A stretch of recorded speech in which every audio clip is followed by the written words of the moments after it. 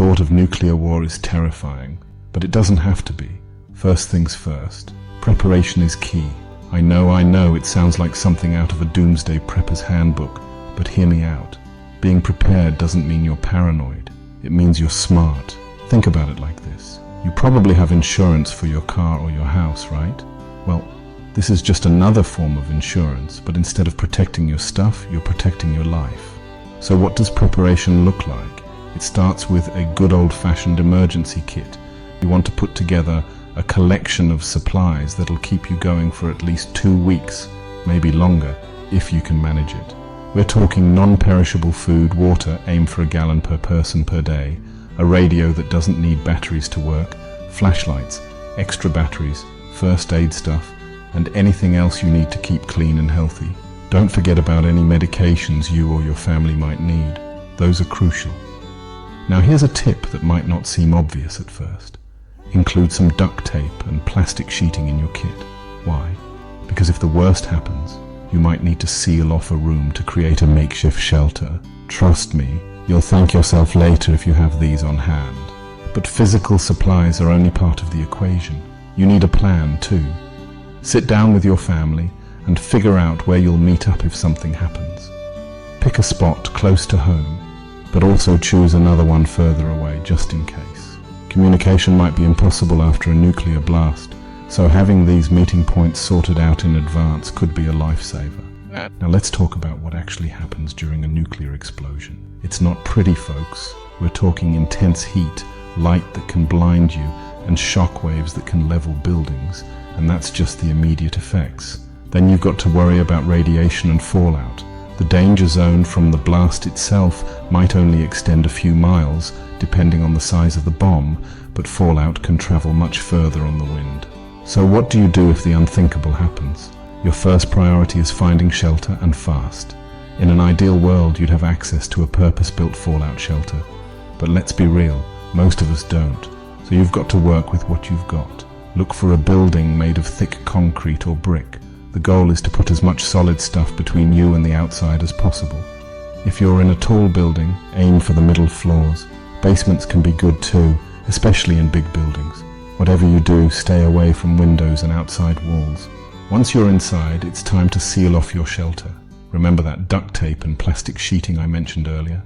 This is where it comes in handy. Cover up any windows or doors to keep radioactive particles out. If you've got time, grab any supplies you can before you seal yourself in. Food, water, your radio, anything that'll help you survive. Now, here's the hard part. You need to stay put for at least 24 to 48 hours. I know it's going to be tough. You'll be worried about what's happening outside, about your loved ones, about the future. But those first few hours after the blast are when the fallout is at its worst. Staying inside during this time could literally save your life. While you're hunkered down, use that radio to try and get information. Tune into emergency broadcasts if you can. They might be able to tell you how bad things are, what areas to avoid, and when it might be safe to leave your shelter. But remember, information might be scarce or unreliable, so you'll need to use your best judgment too. Let's talk about water for a minute. In any disaster, water is life. But after a nuclear attack, the water supply might be contaminated with radioactive particles. That's why having a stored supply is so important. If you run out, though, you're not completely out of options. Boiling water for at least a minute will kill most of the nasty bugs that could make you sick. It won't get rid of radioactive particles, though. For that, you need filtration. You can make a basic filter out of things like sand, charcoal, and cloth. It's not perfect, but it's better than nothing. Food is another big concern. The stuff you've got stored in sealed containers is your safest bet. If you have to eat food that might have been exposed to fallout, wash it thoroughly and peel it if you can. Avoid anything that's been left out in the open, especially leafy greens. They're like magnets for radioactive particles. Now let's talk about radiation. It's the invisible enemy in all of this, and it's not something to take lightly. But here's the thing. While you can't avoid it completely, there are ways to minimize your exposure. Remember these 3 words: time, distance, and shielding. Spend as little time as possible in areas with high radiation. Stay as far away from sources of radiation as you can, and use anything you can find to shield yourself from it. If you absolutely have to go outside, cover up as much as you can. Wear long sleeves, pants, gloves, a hat, the works. Put something over your nose and mouth, even if it's just a cloth. It'll help keep you from breathing in radioactive particles. When you come back inside, take off your outer layer of clothes and seal them in a plastic bag. If you can, take a shower. If not, at least wash any exposed skin thoroughly. In the days and weeks after the attack, your health is going to be your biggest concern. Radiation sickness is no joke. You might experience nausea, vomiting, diarrhea, fatigue, hair loss, and your immune system is going to take a hit.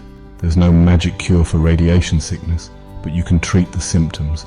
Stay hydrated, rest as much as you can, and deal with specific symptoms as they come up. If you happen to have potassium iodide tablets, they can help protect your thyroid gland from radioactive iodine. But they need to be taken pretty quickly after exposure to do any good. Don't forget about your mental health either. Living through something like this is going to mess with your head, no doubt about it. The key is to stay focused on what you need to do to survive. If you're with other people, lean on each other for support. Talk about what you're going through. It might not seem like much, but just knowing you're not alone can make a huge difference. As time goes on and radiation levels start to drop, you might need to think about leaving your shelter. This isn't a decision to make lightly. Use whatever information you can get from emergency broadcasts to guide you. If you've got a radiation detector, use it to check the levels outside. When you do decide to leave, have a destination in mind. It might be an evacuation center set up by the government, or it might be that meeting point you set up with your family before all this happened. Getting around in this new world isn't going to be easy. Roads might be destroyed. There might not be any fuel for cars. Be ready to walk if you have to. Stay away from obvious targets like military bases or government buildings. They might have been hit multiple times. And be careful around damaged buildings. They could be unstable and might collapse at any moment. Now let's think long term. Surviving the immediate aftermath of a nuclear war is one thing, but living in the world it leaves behind is another challenge entirely. We're talking about a complete upheaval of life as we know it. The impact would be global. Even places that weren't directly hit would be affected. There's something called nuclear winter that scientists worry about. It's where all the smoke and soot from the explosions and fires block out the sun, causing temperatures to drop worldwide. This could make growing food a real challenge. In this new reality, old-school skills are going to be invaluable. Knowing how to farm, raise animals, preserve food, provide basic medical care, these are the kinds of things that could make the difference between life and death.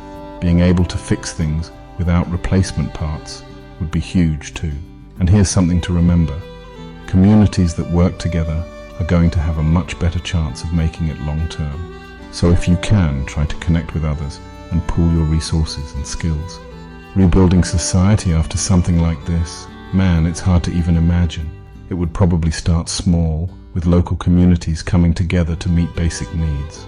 Over time, these communities might start to connect and trade with each other, but we're talking about a process that could take generations. One of the big challenges in this new world would be dealing with the environmental impact.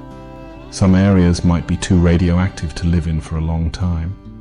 Others might be dealing with extreme weather caused by the nuclear explosions.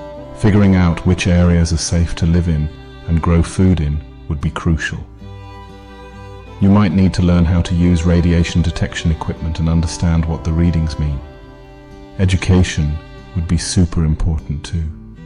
Think about it. All the knowledge we take for granted could be lost if we don't make an effort to preserve it and pass it on. In the early days, this might mean protecting books and other sources of information. Later on, it would mean setting up schools to teach the next generation. We should talk about conflict too. In a world where resources are scarce and society has broken down, violence could be common. Learning how to resolve conflicts peacefully within your community and build good relationships with neighboring groups could help. But you'd also need to be prepared to defend yourself and your community if it came to that. Healthcare would be another major challenge. modern hospitals and medicines would probably be hard to come by, if not completely gone. Knowing about herbal medicine, basic surgical techniques, and how to prevent diseases would be incredibly valuable. Keeping things clean and stopping the spread of disease would be crucial, especially in community settings. As people start to rebuild, they'd need to be careful about radiation and other environmental hazards. Some areas might become safe for short visits before they're okay for living in long term. Learning how to safely explore and eventually reclaim these areas would be important for expanding the space where people can live. So there you have it. Surviving a nuclear war would be an enormous challenge, requiring preparation, quick thinking, and the ability to adapt to a completely changed world. The immediate aftermath would be about finding shelter, avoiding radiation, and meeting your basic needs to stay alive. In the long run, it would be about rebuilding, preserving knowledge, and adapting to a world that's dramatically different from the one we know. It's a scary topic, no doubt about it. But remember, understanding how to survive doesn't mean you're expecting it to happen. It's just about being prepared for the worst while hoping for the best. And let's not forget, the best way to survive a nuclear war is to make sure one never happens in the first place. That means supporting efforts for peace, pushing for nuclear disarmament, and trying to build understanding between nations. Because at the end of the day, we're all in this together on this little blue planet of ours.